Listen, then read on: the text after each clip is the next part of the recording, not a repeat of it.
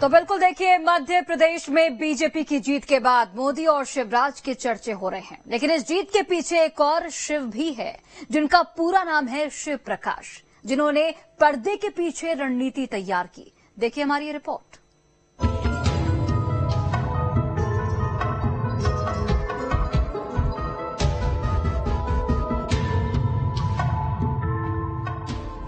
मध्य प्रदेश में बीजेपी की प्रचंड जीत के बाद अब एक एक कर जीत के सूत्रधारों की चर्चा हो रही है।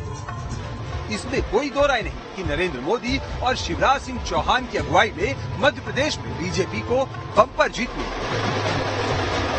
लेकिन कुछ ऐसे भी चेहरे हैं जो किसी पब्लिक मंच पर दिखाई नहीं देते, लेकिन जीत के लिए जमीन तैयार करने में उनकी भूमिका बेहद अहम रही है। इन्हीं में से एक हैं राष्ट्रीय संगठन महामंत्री शिव प्रकाश। शिव प्रकाश मध्य प्रदेश में पर्दे के पीछे से रणनीति तय करते रहे हैं। शिव प्रकाश मध्य प्रदेश विधानसभा चुनाव को देखते हुए 2020 से ही एक्टिव हो गए थे। 6 राज्यों की जिम्मेदारी के बावजूद मध्य प्रदेश को लेकर शिव प्रकाश ने जीत का फॉर्मूला तैयार किया।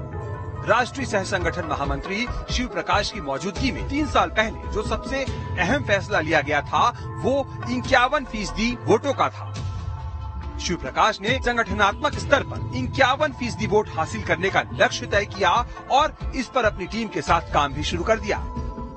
इसके बाद 1.5 साल के अंतराल में बीजेपी ने बूथ लेवल, शक्ति केंद्र और मंडल स्तर पर 51% वोट हासिल करने की रणनीति के मद्देनजर कार्यक्रम तय किए। इसी रणनीति के तहत मध्य प्रदेश में बीजेपी ने हारी हुई सीटों पर फोकस बढ़ाया और उम्मीदवारों का ऐलान भी पहले हारी सीटों पर किया। बीजेपी ने चुनाव आचार संहिता के पहले ही अगस्त में 39 सीटों का ऐलान कर दिया था। ये वो सीटें थी जहां कांग्रेस मजबूत थी। इसका असर ये हुआ कि कांग्रेस के जीतू पटवारी, सज्जन सिंह वर्मा जैसे नेताओं को हराने में कामयाबी मिली। तो इस तरह पर्दे के पीछे काम करने वाले रणनीतिकारों की फहरिस्त में शिव प्रकाश का नाम भी उन लोगों में शामिल रहा जिन्होंने मध्य प्रदेश में बीजेपी की बम्पर जीत के लिए जमीन तैयार की। Team news state.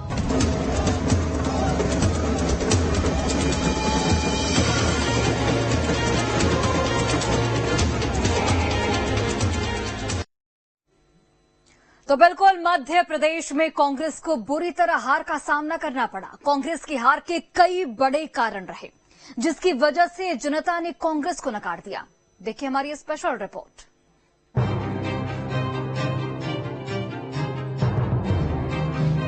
Madhya Pradesh में कांग्रेस की हार के बाद कांग्रेस दफ्तरों में सन्नाटा पसरा हुआ। जो कांग्रेस चुनाव के पहले से मान कर बैठी थी कि जनता जनार्दन इस बार कांग्रेस को सत्ता पर बिठाएगी, लेकिन इसके उलट जनता ने कांग्रेस को नकार दिया, जिसके बाद कांग्रेस नेता मौन है। हालांकि इस बीच कांग्रेस की हार के कई बड़े कारण बताए जा रहे हैं। पहला, कांग्रेस का ओवर कॉन्फिडेंस। चुनाव से पहले ही कांग्रेस ओवर कॉन्फिडेंस में थी। कमलनाथ पावर सेंटर में थे, आलाकमान का दखल नहीं रहा। कांग्रेस मानकर बैठी थी कि सत्ता विरोधी लहर, अंतर कलह और गुटबाजी, सीट बंटवारे पर खुलकर हुई कलह, कमलनाथ दिग्विजय के बीच अंदरूनी खींचतान हुई। कांग्रेस के नेता अलग अलग गुटों में बंटे नजर आए। टिकट न मिलने पर बगावत खुलकर हुई। कांग्रेस के 20 से 25 नेता निर्दलीय या दूसरे दलों से लड़े। इन नेताओं ने कांग्रेस का वोट काटने का काम किया। ओबीसी का दांव उल्टा पड़ा। जाति जनगणना, आरक्षण का मुद्दा खुलकर उठाया। कांग्रेस के इस दांव से सवर्ण वोट छिटका। ओबीसी वोटरों में भी विश्वास नहीं जगा पाए। बीजेपी के खिलाफ मजबूत रणनीति नहीं। कांग्रेस कई मुद्दों को भुला नहीं पाई। स्थानीय मुद्दों को छोड़कर महंगाई को मुद्दा बनाया, ईडी को मुद्दा बनाया, जिसका असर नहीं हुआ। योजनाओं के बारे में जनता को नहीं बता पाई। राहुल प्रियंका ने भी प्रचार किया, लेकिन अपनी बात वोटरों तक नहीं पहुंचा पाए। जमीनी स्तर पर कांग्रेस कमजोर नजर आई। कांग्रेस का अभियान बीजेपी के आगे फीका नजर आया। बीजेपी के आगे कांग्रेस का प्रचार कमजोर रहा। वोटरों का विश्वास जीतने में सफल नहीं हो पाए। छोटी पार्टियों का साथ न लेना, एसपी बीएसपी का साथ नहीं लिया, इंडिया गठबंधन के दलों का साथ नहीं लिया। जीजीपी बीएसपी के साथ गई। मंच से खुलकर अधिकारियों पर बयान दिया। कमलनाथ ने बारीक चक्की वाला बयान दिया। कमलनाथ ने कुर्ते फाड़ने वाला बयान दिया। कमलनाथ ने अखिलेश वखिलेश वाला बयान दिया। सीधा पीएम मोदी को टारगेट किया गया।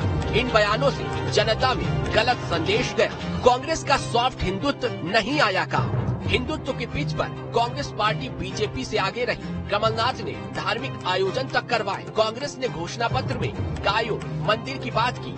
जनता को बीजेपी का हिंदुत्व ही पसंद आया। नेतृत्व में विश्वास की कमी। कांग्रेस का नेतृत्व कमजोर रहा। आलाकमान ने सब कुछ कमलनाथ पर छोड़ा।